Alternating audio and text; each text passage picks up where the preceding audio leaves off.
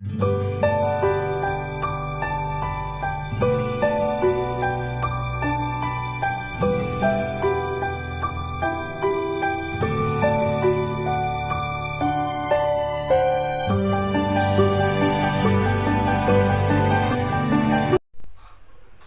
वालेकुम अज़ीज़ तलबा व तालिबात। आज के इस लेक्चर में हमारा जो पहला टॉपिक है वो है सतही तवानाई। इंग्लिश में इसे कहते हैं सरफेस एनर्जी। सबसे पहले हम सरफेस एनर्जी या सतही तवानाई का कंसेप्ट या उसकी डेफिनेशन जो है उसको समझने की कोशिश करते हैं। आप देखिए, सबसे पहले आप ऐसा इमेजिन कीजिए कि यहाँ हमने एक ऐसा कंटेनर लिए, एक ऐसा बर्तन लिए मान लो, और इस बर्तन के अंदर हम यहाँ तक पानी लेते हैं। इसमें अगर हम पानी के अलग अलग सालमात को अगर हम कंसीडर करें तो जैसा कि हमने देखा था कि इस जगह पर यहाँ जो सालमा है, इस सालमे के ऊपर जो नेट फोर्स जो उसके ऊपर अमल करेगी वो ज़ीरो होगी। मतलब जो माहसिल कुव्वत जो इसके ऊपर अमल करेगी वो ज़ीरो होगी। लेकिन अगर हम यहाँ के किसी सालमे की अगर बात करें तो इस पर एक कुव्वत अमल करेगी जो उसको डाउनवर्ड डायरेक्शन में खींचेगी, इस तरह से। तो एक चीज़ जो कंफर्म हो जाती है वो ये है कि इस मॉलिक्यूल पर बहुत सारी कोहेसिव फोर्सेस ऐड करेगी चारों तरफ से, सभी डायरेक्शंस के तरफ इस मॉलिक्यूल को खींचने की जो है कोशिश की जाएगी, जिसका रिजल्ट ये निकलेगा कि टोटल जो फोर्स इस पर ऐड होगी वो ज़ीरो हो जाएगी। और ये वाला मॉलिक्यूल जो है ये इस पर ऊपर की डायरेक्शन वाली जो फोर्स है वो नहीं होगी, लेकिन नीचे की डायरेक्शन के अंदर एक अच्छी खासी फोर्स जो है वो उस पर ऐड करेगी। तो अब आप एक काम कर सकते हैं, आप ऐसा इमेजिन कीजिए कि मान लो आपको इस मॉलिक्यूल को, सपोज करो इसका नाम ए है और ये वाला मॉलिक्यूल बी है, तो आपको इस मॉलिक्यूल को उठाकर यहां से यहां लाना है। ओके, जब आप इस मॉलिक्यूल को यहां से यहां लाने की कोशिश करेंगे तो डेफिनेट बात है कि ये यहाँ पे ये जो सरफेस जो है, सरफेस फिल्म जिसे हमने पढ़े थे, इस सरफेस फिल्म के अंदर जब ये मॉलिक्यूल इंटर होने की कोशिश करेगा तो वो इतने इजीली नहीं हो पाएगा, क्योंकि ये पूरी की पूरी जो फिल्म है वो एक तरफ, वहां के पूरे मॉलिक्यूल उसको नीचे की डायरेक्शन में जो है वो लौटने का काम करेंगे। नतीजे में ये मॉलिक्यूल यहाँ पर नहीं आ पाएगा, मतलब इजीली नहीं आ पाएगा। तो इसको यहां से लेकर यहां तक लाने के लिए हमको कुछ तो भी वर्क करना पड़ेगा, कोई पोटेंशियल एनर्जी हमको उसको एक्स्ट्रा जो है सप्लाई करना पड़ेगा ताकि वो यहां से निकलकर यहां तक पहुंच सके। वो जो एक्स्ट्रा पोटेंशियल एनर्जी हम उसको सप्लाई करेंगे, वो जो ज्यादा की जो हम तवानाई बिल का हुआ उसको जो देंगे, ताकि वो यहां से मतलब इंटीरियर पार्ट ऑफ लिक्विड से निकलकर लिक्विड सरफेस तक आ सके। इस पोटेंशियल एनर्जी को, या ये जो एक्स्ट्रा पोटेंशियल एनर्जी जो हम उसको दे रहे हैं, इसे हम कहेंगे सरफेस एनर्जी। ओके, ये इसका एक कंसेप्ट हो गया। अब इसका एक दूसरा कंसेप्ट ये भी ले सकते हैं आप लोग कि ये वाला जो मॉलिक्यूल बी जो ऑलरेडी सरफेस पर है, आपको इसको सरफेस से बाहर निकालना है। ओके, मान लो कि आप इसको यहां से पकड़कर बाहर खींचना चाहते हैं, लेकिन क्लियर कर दिख रहा है कि इसके डाउनवर्ड फोर्सेस जो है, मतलब जो कोहेसिव फोर्सेस है वो उसको डाउनवर्ड डायरेक्शन में खींच रहे हैं, और ये डाउनवर्ड फोर्सेस की वजह से वो एक तरह से पकड़ा हुआ है यहाँ पर, उसकी वजह से वो अपने पूरे एरिया को भी उसे सुकेड़ दिया है, पूरा का पूरा एरिया वो मिनिमाइज करने की कोशिश में है। तो इस मॉलिक्यूल को अगर आपने डाउनवर्ड, क्योंकि वो डाउनवर्ड खींचा जा रहा है और आप उसको ऊपर खींच रहे हो, तो उसको ऊपर लेने के लिए भी आपको यहाँ पर कुछ तो भी वर्क करना पड़ेगा, या कुछ तो भी उसमें पोटेंशियल एनर्जी आपको सप्लाई करना पड़ेगा ताकि वो मॉलिक्यूल सरफेस को छोड़कर सरफेस के बाहर आ सके। तो वो जो एनर्जी आप वहां पे सप्लाई करोगे ताकि वो सरफेस को छोड़कर सरफेस के बाहर निकल सके, उसको हम कहेंगे उस पोटेंशियल एनर्जी को हम कहेंगे सरफेस एनर्जी। लेकिन यहां पर एक कंडीशन आप याद रखिए कि ये पूरा का पूरा जो प्रोसेस है, इट मस्ट बी आइसोथर्मल। अब यहाँ पर इसका क्या मतलब हुआ, तो ये बहुत सिंपल सा कंसेप्ट है। आईएसओ का मतलब होता है एक जैसा, और थर्मल का मतलब होता है टेम्परेचर। मतलब ये पूरे पूरे प्रोसेस के दौरान इस लिक्विड का या इस पूरे सिस्टम का जो टेम्परेचर है वो बिल्कुल कांस्टेंट रहना चाहिए। मतलब अगर ये आइसोथर्मल कंडीशंस में है तब जाकर इस मॉलिक्यूल को सरफेस पर लाने के लिए या ये वाले मॉलिक्यूल को सरफेस से बाहर निकालने के लिए जो मिनिमम पॉसिबल पोटेंशियल एनर्जी आपको लगेगी उसे हम कहेंगे सरफेस एनर्जी। इस तरह से जो डेफिनेशन हमारे पास बनती है वो ये है कि किसी भी सैयाल के अंदरूनी हिस्से में मौजूद सालमे को सतह तक लाने के लिए जो कम से कम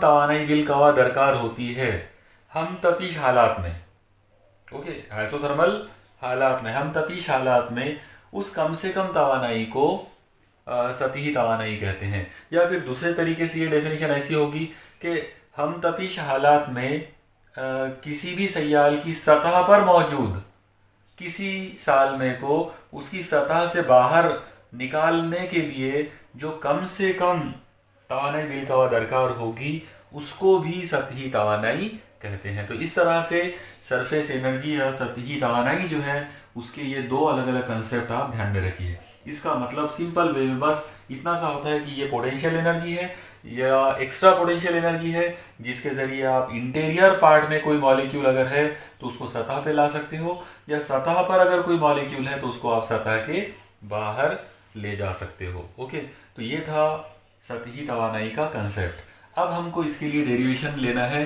कि सतही तवानाई का और सरफेस जो टेंशन है, मतलब सतही तनाव जो है, तो दोनों में क्या रिलेशन हो सकता है। तो देखिए इसके लिए हम एक सिंपल सा एक यूँ समझ लीजिए कि आप एक तरह का एक इमेजिनरी एक्सपेरिमेंट हम यहाँ पे करने की कोशिश करेंगे। इसको आप प्रैक्टिकली कर भी सकते हो। आप ऐसा इमेजिन कीजिए कि जो रेड कलर में आपको जो चीज़ दिख रही है तो ये एक मेटल वायर है और इस मेटल वायर को आपने फोल्ड करके आपने उसको ये इस तरह का शेप दिया है। ओके, अब आप एक काम कीजिए कि एक ये वाली जो साइड है तो ये साइड में आपको इतनी ही लेंथ की एक मतलब इतनी लंबी साइड जो है उसको आपको यहाँ पर अंदर इसके अंदर एडजस्ट कराना है। तो उसके लिए हम क्या करेंगे कि इसमें एक इस तरह का एक हुक बनाकर एक ऐसी मतलब इस तरह से एक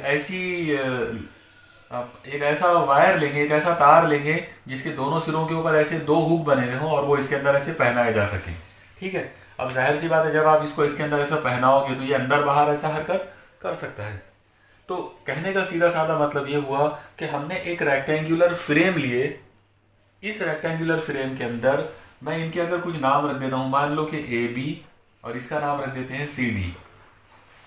तो जैसा आप देख रहे हो कि ए बी ए सी और बी डी मतलब ये वाली साइड और ये साइड ये सब अपने अपनी जगह पर फिक्स है।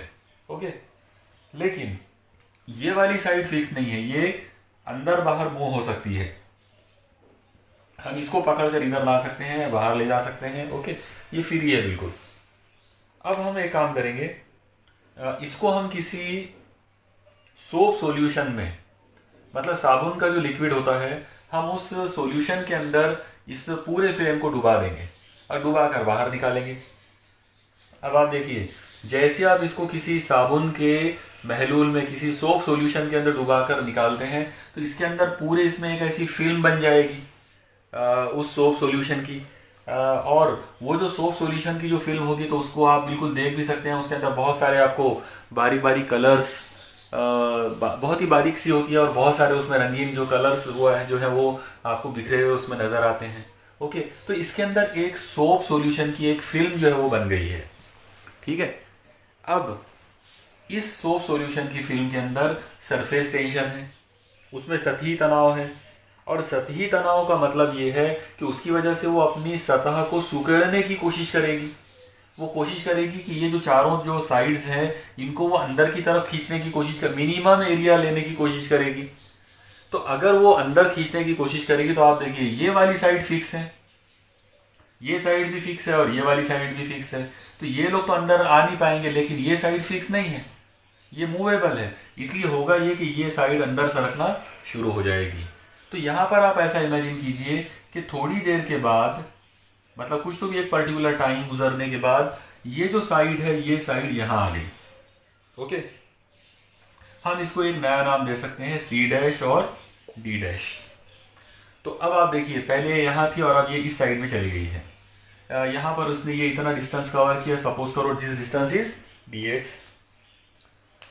ओके, और अब आप देखिए कि इसके अंदर अब जो फिल्म बची हुई है तो वो फिल्म बस ये इतने एरिया में है, यानी ये जहां मैं ये डॉट बता रहा हूं तो ये एरिया के अंदर वो फिल्म बाकी बची हुई है। लेकिन इसका ये मतलब बिल्कुल नहीं है कि ये अब इतनी ही बड़ी रहेगी, ये फिल्म और भी कम होती रहेगी क्योंकि ये लगातार इधर जाके जाने की कोशिश करेगा। ओके, अब सवाल ये आ रहा है कि ये इधर क्यों जा रहा है, तो उसका रीजन है कोहेसिव फोर्स। कोहेसिव फोर्स है जिसकी वजह से वो इसको ये डायरेक्शन में खींच रहा है। तो यहां पर हम इमेजिन कर सकते हैं कि इस जगह पर एक कोहेसिव फोर्स है जो साइड CD को अंदर की जाने खींच रहा है और एक पर्टिकुलर टाइम के अंदर उसने उसको dx फासले से अंदर खींच लिया। ओके, अब थोड़ा सा हमको यहां पर और एक चीज को लेना है, वो ये है, सपोज करो आपकी ये दोनों के दरमियान का जो डिस्टेंस है वो L है। मतलब ये वाली जो साइड है, इस साइड की जो टोटल लेंथ है वो स्मॉल l हम इमेजिन कर रहे हैं। तो इसमें होगा ये कि जब ये साइड CD जब ये अंदर आएगा इस फोर्स की वजह से, तो डेफिनेटली हम यहाँ पर सतही तनाव का फॉर्मूला जो है वो बना पाएंगे। तो चलिए सबसे पहले हम सतही तनाव का ज़ाब्ता जो है वो बनाते हैं। सतही तनाव का फॉर्मूला बनेगा T is equal to F upon L. हमने उस दिन देखा था लास्ट लेक्चर के अंदर कि उसका फॉर्मूला होता है cohesive force upon length. Okay, लेकिन यहां पर आप एक चीज पे गौर करो कि ये जो थिन फिल्म है इसकी दो सरफेसेस है। एक सरफेस इसकी ये सामने वाली है, ओके, और एक सरफेस इसकी बैक साइड है। आप इसको एक कागज की जैसा इमेजिन करो। ये जो थिन फिल्म है यहाँ पे कागज, ये जो मतलब सोप सॉल्यूशन की जो कागज जो फिल्म है, इसको आप एक पेपर, एक कागज जैसा समझो। तो कागज जो होता है उसकी आप दोनों सरफेस के ऊपर लिखते हो। ओके, सामने वाली सरफेस पर भी लिख सकते हैं और उसकी बैक साइड वाली सरफेस पे भी लिख सकते हैं। इसका मतलब ये हुआ कि कागज होता तो बहुत पतला है लेकिन उसकी दो सरफेसेस हैं। तो बिल्कुल वैसे ही ये जो सोप सॉल्यूशन है, ये जो सोप फिल्म है, इसकी भी दो सरफेसेस हैं। एक इसकी सरफेस सामने वाली है और एक सरफेस इसकी पीछे वाली है। और क्योंकि सामने वाली सरफेस के अंदर हमने अगर लंबाई L लिया है तो इतनी ही लंबाई पीछे वाली सरफेस की भी लेना पड़ेगा, क्योंकि ये जो साइड CD है ये हमारी दोनों सरफेसेस के कांटेक्ट में है। ये सामने वाली सरफेस के भी कांटेक्ट में है और पीछे वाली सरफेस के भी कांटेक्ट में है। इसका मतलब ये हुआ कि यहाँ पर ये जो लेंथ L है इसकी जगह पर मुझे लेना पड़ेगा 2L। और ये 2L मुझे इसलिए लेना पड़ा क्योंकि यहाँ पर इस थिन फिल्म, ये जो सोप फिल्म है, इसकी दो सरफेसेस है। ओके, इसलिए हमने 2L ले लिया। ठीक है, अब हम इसको आगे बढ़ाते हैं। इस फॉर्मूले को अगर हम और थोड़ा सा रीअरेंज करें तो हमको ये 2L को इधर ट्रांसफर करके एक फॉर्मूला मिल सकता है, F is equal to 2L into T. मतलब हमने यहाँ पर ये वाली जो कोहेसिव फोर्स है ये मालूम कर लिए और उसकी कीमत इतनी आ गई 2L, यानी टोटल लेंथ इस साइड की, into T. T is the surface tension, वो उसका इस लिक्विड का सतही तनाव है। ओके, आइए अब हम इसको आगे बढ़ाते हैं। आप देखिए कि जब ये कोहेसिव फोर्स इसके ऊपर एक्ट हुई, मतलब जब इस कोहेसिव कुवत का इसके ऊपर अमल हुआ, तो उसकी वजह से ये वाली साइड अंदर सरकना शुरू हुई और इसमें जो डिस्प्लेसमेंट हुआ वो dx हुआ। तो यहाँ जो हटाव है वो dx हो रहा है और इतनी कुवत है, इस फोर्स की वजह से ये डिस्प्लेसमेंट हुआ। इसका मतलब ये हुआ कि इसकी वजह से आप यहाँ पर वर्क डन जो है वो कैलकुलेट कर सकते हैं। तो अगर मुझे यहाँ पे वर्क डन कैलकुलेट करना हो तो मैं वर्क डन के फॉर्मूला लिख सकता हूँ dw is equal to force into displacement. Okay, force into displacement यानी F इंटू dx। अब एक काम करते हैं, इसमें F की ये कीमत ले लेते हैं। ये कुछ तो भी ऐसा बन जाएगा dw is equal to F की कीमत आ जाएगी 2 times L into T into dx। Okay, चलिए अब हम इसको थोड़ा सा रीअरेंज करके लिखते हैं। हम इसको ऐसा लिख सकते हैं dw इज इक्वल टू, ये t को मैं पहले लिख लेता हूँ, इंटू इन दो लोगों को मैं ब्रैकेट में ले लेता हूँ 2L इंटू dx। ओके, लेकिन अब आप गौर करो कि 2L इंटू dx क्या है।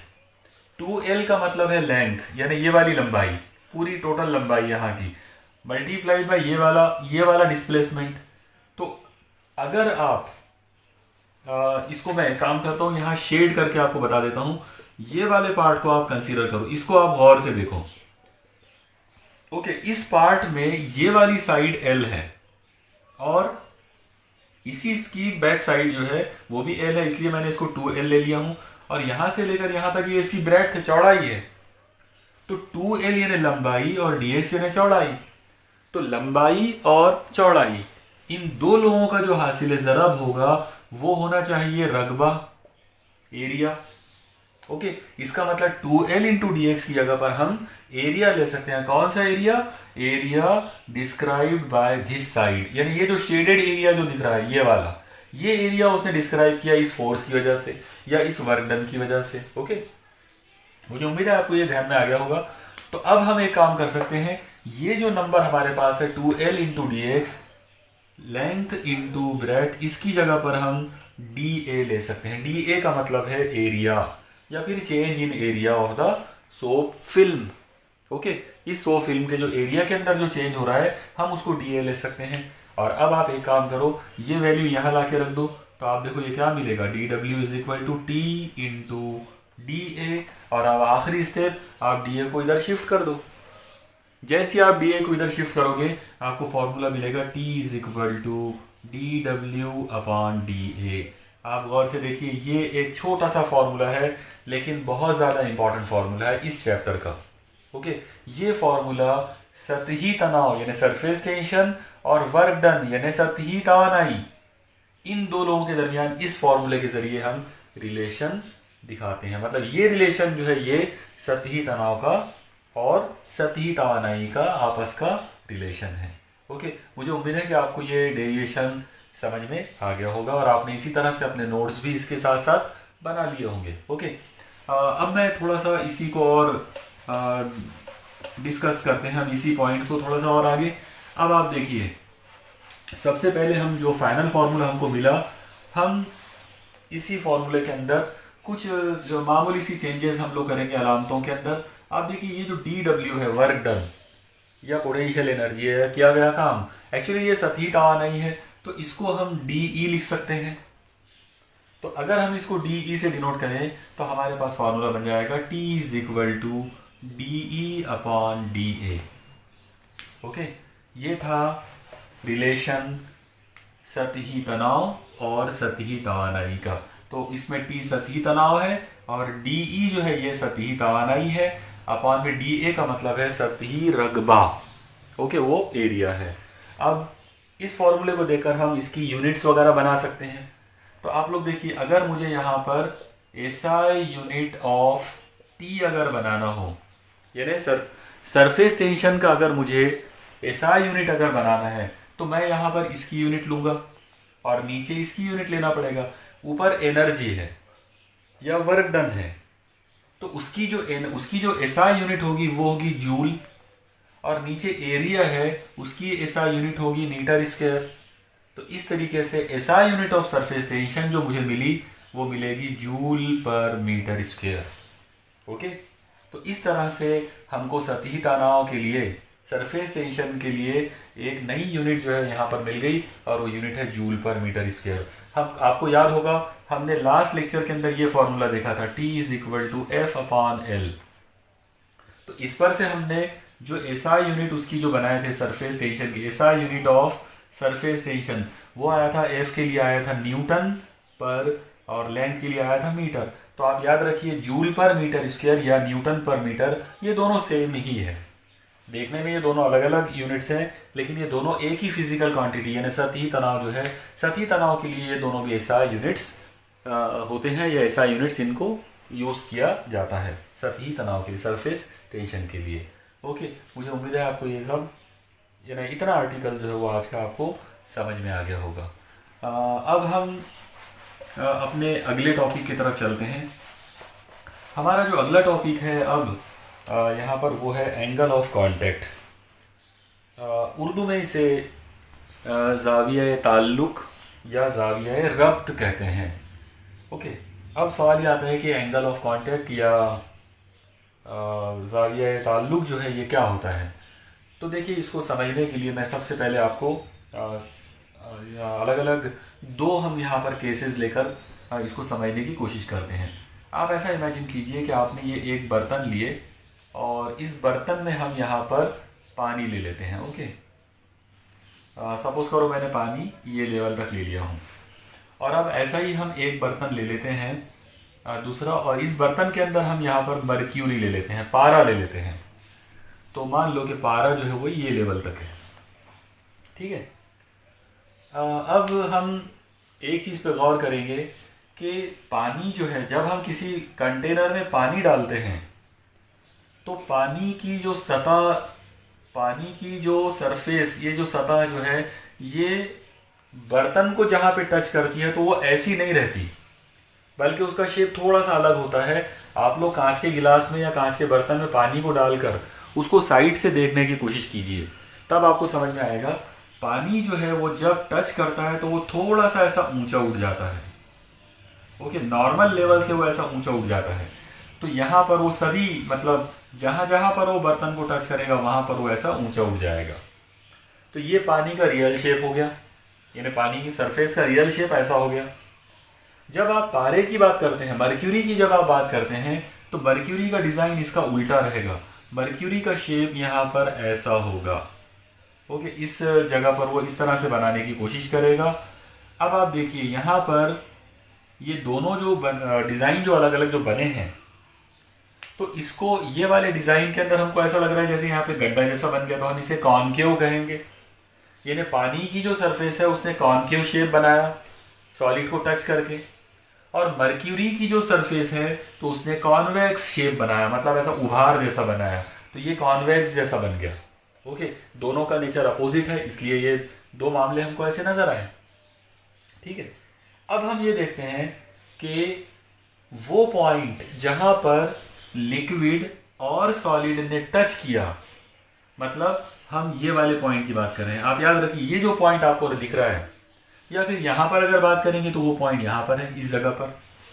इस पॉइंट को हम कहते हैं पॉइंट ऑफ कांटेक्ट। ये पॉइंट ऑफ कांटेक्ट है, मतलब ये पॉइंट ऑफ कांटेक्ट है यहाँ पर पानी और इस सॉलिड बर्तन के लिए, और यहाँ पर ये पॉइंट ऑफ कांटेक्ट है इस लिक्विड यानी मर्क्यूरी और ये वाले बर्तन के लिए। ओके, सॉलिड के लिए। अब हम एक नया काम ये करेंगे कि ये जो पॉइंट ऑफ कांटेक्ट है इस पर हम टेंजेंट ड्रॉ करेंगे, मतलब ममाज बनाएंगे। तो अगर मैं यहाँ पर एक टेंजेंट बनाता हूँ तो मुझे वो ममाज कुछ तो भी ऐसा बनाना पड़ेगा, यहाँ से ऐसा सीधा, यानी जो उसको ऐसा टच होकर ऐसा ऐसा चला जाए, यहाँ से वो ऐसा सीधा सीधा एक ऐसी सीधी लाइन आप ड्रॉ करोगे। ओके, इस तरह से। और वही वाला मामला यहाँ पर आएगा। यहाँ अगर मुझे टेंजेंट बनाना है इस सरफेस के ऊपर तो मुझे उसको ये ऐसा बनाना पड़ेगा, इस टाइप से। तो ये जो ग्रीन कलर की जो लाइन आपको दिख रही है, एक्चुअली ये ममास है, ये टेंजेंट है, और ये वो टेंजेंट है जो हमने पॉइंट ऑफ कांटेक्ट के ऊपर तैयार किए। अब आप देखिए कि इस टेंजेंट ने लिक्विड साइड में से, मतलब ये वाली साइड में से, यहां से इस साइड में से इस सॉलिड सरफेस के साथ में एक पर्टिकुलर एंगल बनाया है। पहले एक काम करते हैं, हम ये देखते हैं कि टेंजेंट ने, ये जो टेंजेंट है ग्रीन कलर में, चलो मैं इसको टी लिख देता हूँ, टी फॉर टेंजेंट। तो इस टेंजेंट ने इस सॉलिड के साथ में, सॉलिड जो है ये जो लाल कलर में जो सॉलिड दिख रहा है, ये सॉलिड के साथ में कितने एंगल बनाए। तो आप देखिए एक एंगल इसने यहाँ बाहर बनाया, एक एंगल ये, एक एंगल ये वाला और एक एंगल ये वाला है। तो इनमें से अगर हम सिर्फ ये वाले एंगल को कंसीडर करें, मैं इसको थीटा नाम दे देता हूं, तो आप देखेंगे कि ये वाला एंगल जो है ये लिक्विड साइड में बना है। ये सबसे खास पॉइंट आप ध्यान में रखिए कि टेंजेंट जो था, ममाज जो था, उसने सॉलिड के साथ में लिक्विड साइड में एक एंगल बनाया। तो लिक्विड साइड में उसने ये जो एंगल बनाया, इसको हम कहेंगे एंगल ऑफ कांटेक्ट, मतलब जाविये ताल्लुक। ओके, यहां पर जाविये ताल्लुक कौन सा बनेगा? तो अब आप देखिए, अभी जैसा मैंने आपको बताया था कि हम टेंजेंट लेंगे और ये देखेंगे कि उसने सॉलिड के साथ में लिक्विड की तरफ से कौन सा एंगल बनाया। तो आप देखो कि ये टेंजेंट है, ये सॉलिड है, इसने एक एंगल ये बना, एक ये है और एक ये वाला है। तो जाहिर है लिक्विड साइड से ये है, इसका मतलब ये वाला जो एंगल बना इसको हम कहेंगे एंगल ऑफ कांटेक्ट। तो ये वाले केस के अंदर, यानी पानी वाले केस में एंगल ऑफ कांटेक्ट ये है, और मर्क्यूरी वाले केस के अंदर एंगल ऑफ कांटेक्ट ये वाला है। ओके, तो इस तरीके से हम एंगल ऑफ कांटेक्ट जो है उसको दो अलग अलग लिक्विड के लिए, मतलब पानी के लिए और मर्क्यूरी के लिए, हमने उन दोनों को अलग अलग समझने की कोशिश करी। अब हम यहाँ पर डेफिनेशन बनाने की कोशिश करेंगे। तो आप देखिए, डेफिनेशन बनाना इसका बहुत ही सिंपल है। सबसे पहले तो आप देखो कि ये एंगल ऑफ कांटेक्ट किसके बीच में है, तो टी एंड एस, मतलब टेंजेंट और सॉलिड सरफेस के बीच में है। कौन सी साइड से है, तो साइड जो है वो कहाँ से है, लिक्विड साइड से।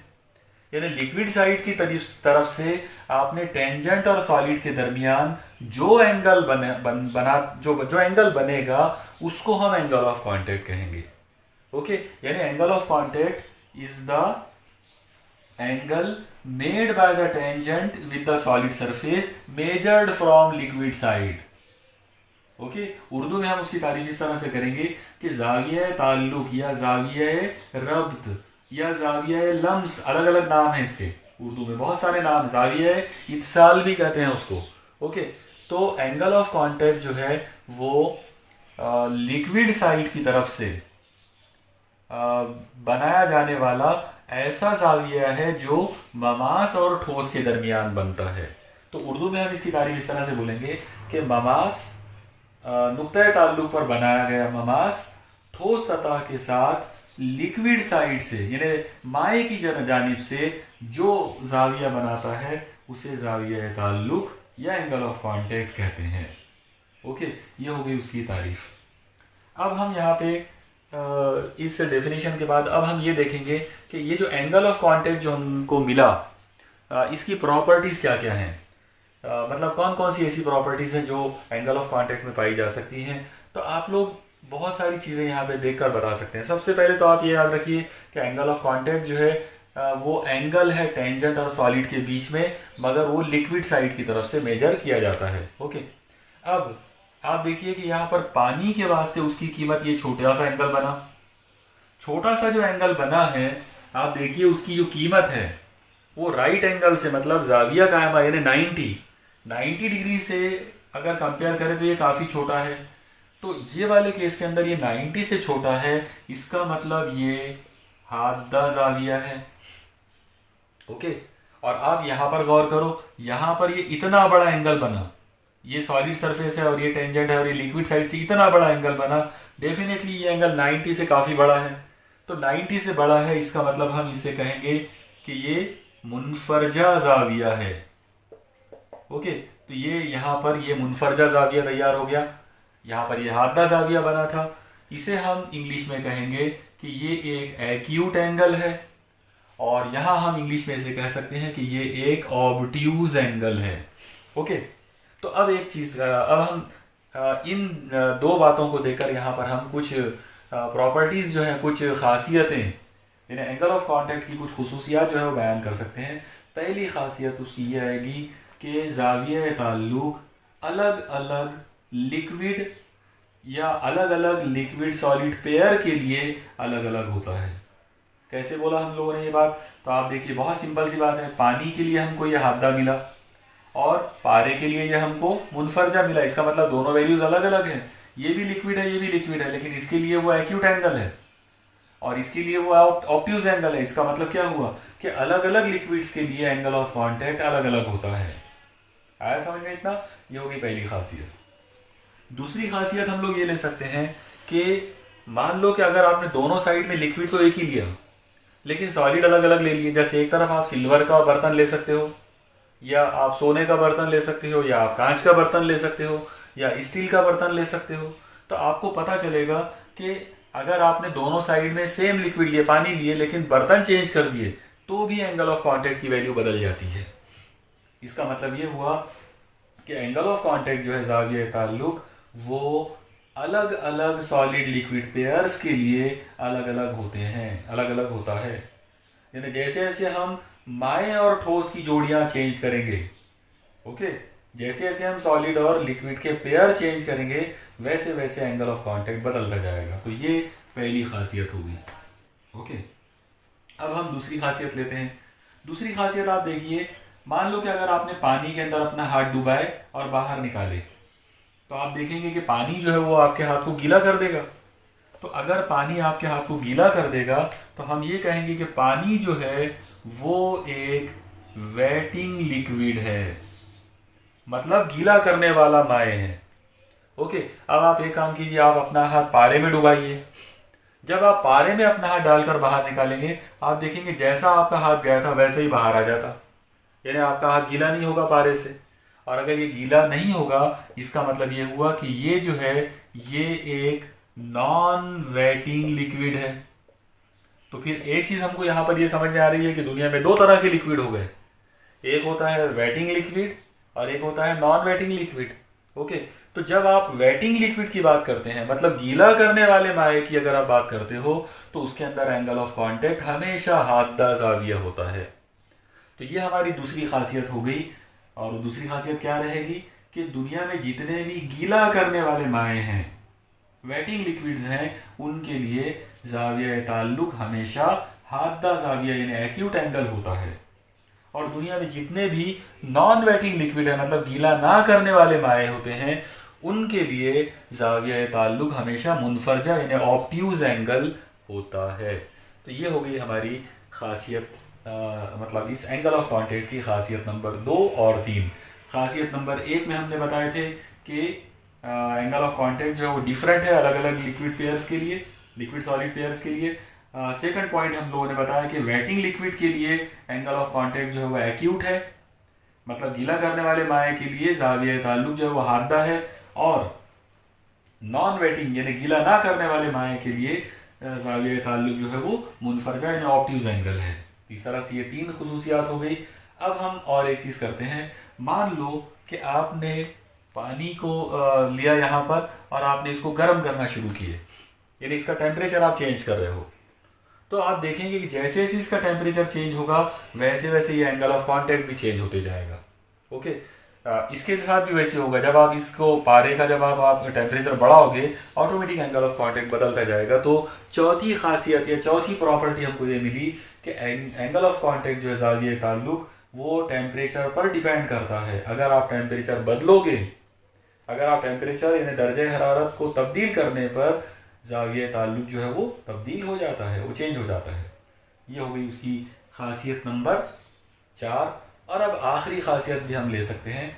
लास्ट पॉइंट हमारा ये होगा कि मान लो कि आपने एक लिक्विड लिए जैसे पानी लिए, और अब आप उसके अंदर या तो शक्कर मिला दो, या आप उसके अंदर नमक मिला दो, या आप उसके अंदर डिटर्जेंट पाउडर मिला दो, कुछ भी मिलाओ, लेकिन कोई भी ऐसी चीज मिलाओ जो उसके अंदर या तो पूरी तरह सोल्यूबल हो जाए या थोड़ी बहुत सोल्यूबल हो जाए या बिल्कुल भी सोल्यूबल ना हो, कोई भी चीज उसके अंदर आप मिलाओ, कोई इंप्यूरिटी उसके अंदर डालो।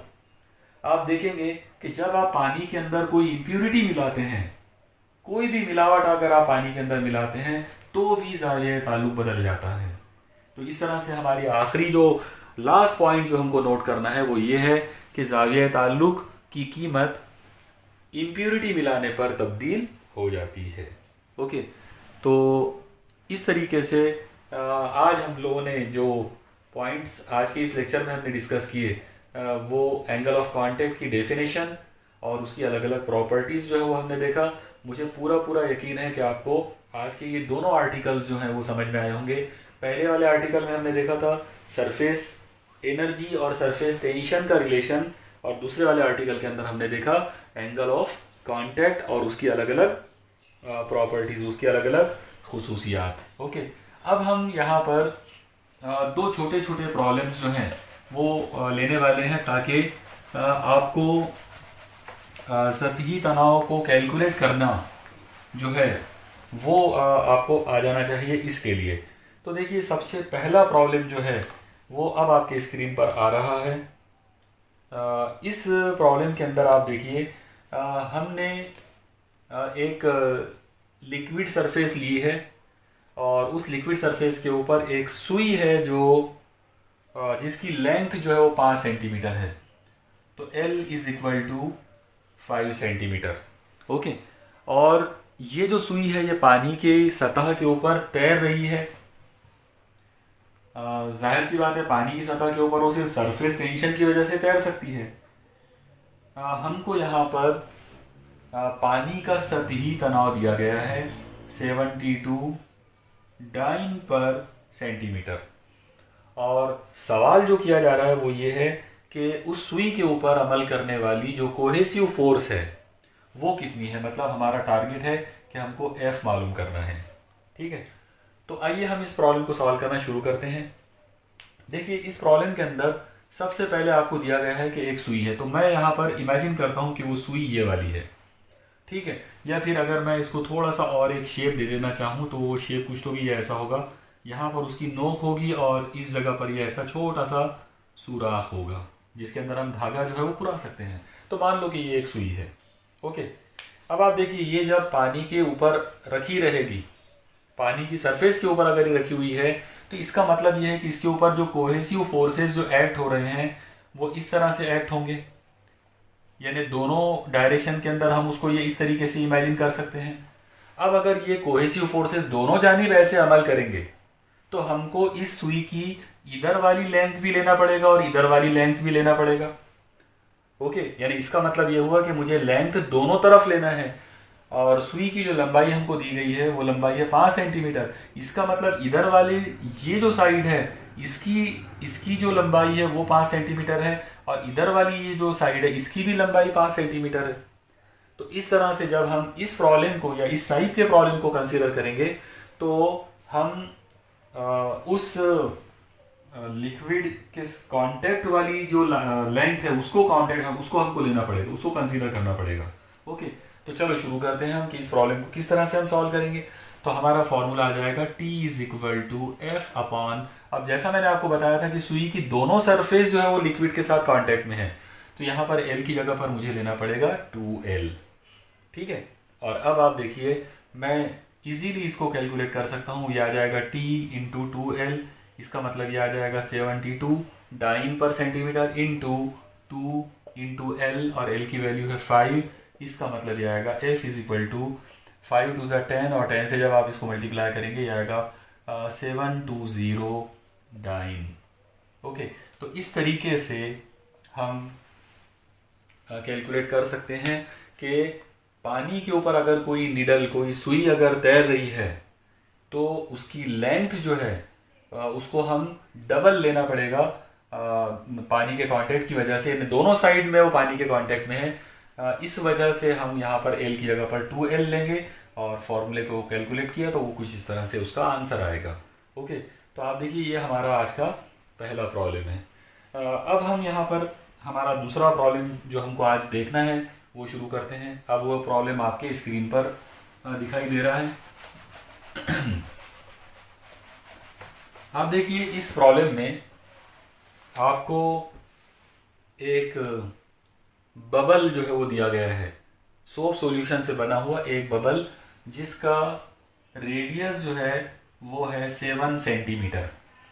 ओके, और इस बबल को ब्लो करने के लिए, मतलब इसको तैयार करने के लिए कितना वक्त दौरान कितना वर्क लगेगा वो हमको कैलकुलेट करना है। साथ ही साथ यहाँ पर आपको इन ब्रैकेट सतही तनाव यानी सरफेस टेंशन दिया गया है उस सोप सॉल्यूशन का, उसकी वैल्यू है 30 डाइन पर सेंटीमीटर। ओके, तो वर्क डन हमको कैलकुलेट करना है। तो देखिए, इस तरह के प्रॉब्लम में हम कैसा करेंगे। सबसे पहले अभी आज का जो हमारा जो आर्टिकल था, पहला आर्टिकल जिसके अंदर हम लोगों ने सरफेस टेंशन और सरफेस एनर्जी का रिलेशन देखा था, हम वो वाला फॉर्मूला यूज करेंगे। ठीक है, तो हमारा फॉर्मूला था T is equal to DE upon DA। Okay, इसमें से हमारा जो टारगेट है वो DW है, मतलब DE जो है वो DW है, तो ये हमको मालूम करना है। आप DA को इधर शिफ्ट कर लो तो ये आ जाएगा DE is equal to T into DA। Okay, और अब आप देखिए, इस मर्तबा यहां पर यह आ जाएगा T इंटू DA का मतलब है एरिया ऑफ सोप बबल, यानी साबुन का वो जो बुलबुला है उसका एरिया। अब साबुन का जो बुलबुला है वो आपने देखा होगा वो गोल होता है, स्फेरिकल होता है, और अगर वो स्फेरिकल है तो इसका मतलब ये हुआ कि उस स्फेरिकल बबल को, चलो मैं यहाँ समझाने के लिए इस जगह पर उसका डिजाइन बना देता हूँ। मान लो कि ये एयर बबल है, यानी साबुन के महलूल का बना हुआ ये एक बबल है।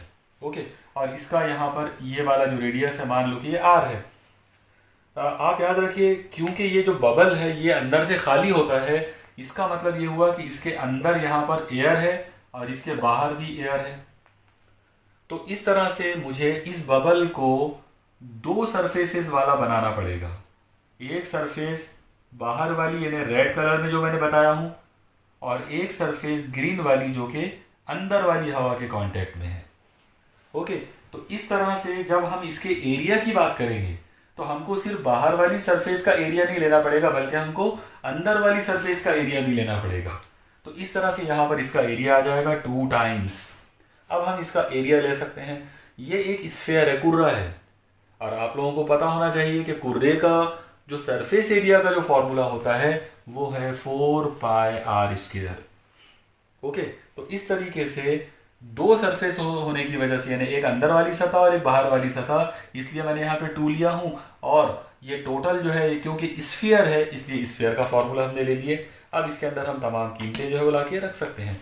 ये आ जाएगा, टी की वैल्यू है 30 × 2 × 4 पाई की वैल्यू आप ले सकते हो 22/7 आर की वैल्यू है 7 का स्क्वायर। ओके, और अब आप इसको इजीली सॉल्व कर सकते हैं। देखो, इन दो नंबरों को अगर सॉल्व कर लें तो ये हो जाएगा 60। 60 से अगर आप 4 को मल्टीप्लाई करते हैं तो ये हो जाएगा 240 मल्टीप्लाइड बाई ये 7 से एक 7 कट जाएगा तो 22 × 7, और इस तरह से आपका आंसर आएगा 240 इंटू, इन दोनों को मल्टीप्लाई करें तो ये आएगा 7 2 14, 7 2 14 + 1 15। ओके, और फिर आप इन दो नंबरों को मल्टीप्लाई करेंगे और आपका आंसर जो है वो आ जाएगा। ओके, ये जो आंसर आपका आएगा तो जाहिर सी बात है, क्योंकि आपने ये सेंटीमीटर और डाइन पर सेंटीमीटर में किया है, इसका मतलब जो आंसर आएगा वो अर्ग में होगा। तो मुझे उम्मीद है कि आपको ये प्रॉब्लम समझ में आया होगा, और इस तरीके से हम सरफेस टेंशन और सरफेस एनर्जी के रिलेशन को यूज़ करके, मतलब ये वाला जो रिलेशन है इसको यूज़ करके हम प्रॉब्लम्स जो है उनको सॉल्व कर सकते हैं। ओके, मुझे पूरा यकीन है कि आपको ये सब ध्यान में आ गया होगा और आपने नोट डाउन भी कर लिए होंगे। Okay, keep studying. अल्लाह हाफिज़।